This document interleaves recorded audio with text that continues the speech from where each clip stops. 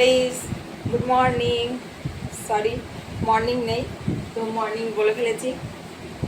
তো এখন প্রায় একটা বাজতে চললো। তো মন যা চাই তাই চলে আসে।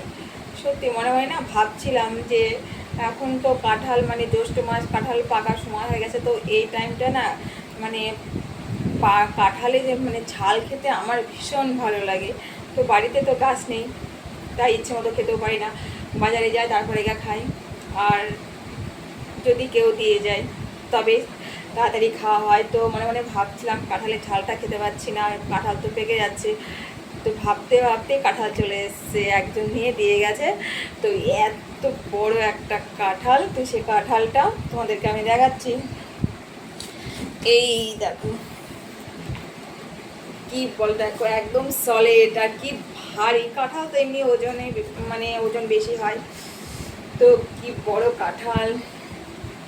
তো এই কাঁঠালের হাফ ঝাল খাবো আর হাফ পাকা খাবো, কারণ এত বড় কাঁঠাল তো পাকা খেতে পারবো না, আর পুরোটা ঝালও খেতে পারবো না, তাই হাফ হাফ করে খাবো।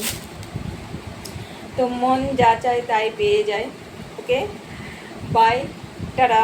মন ভালো হলে সব ভালো। Okay bye, tata.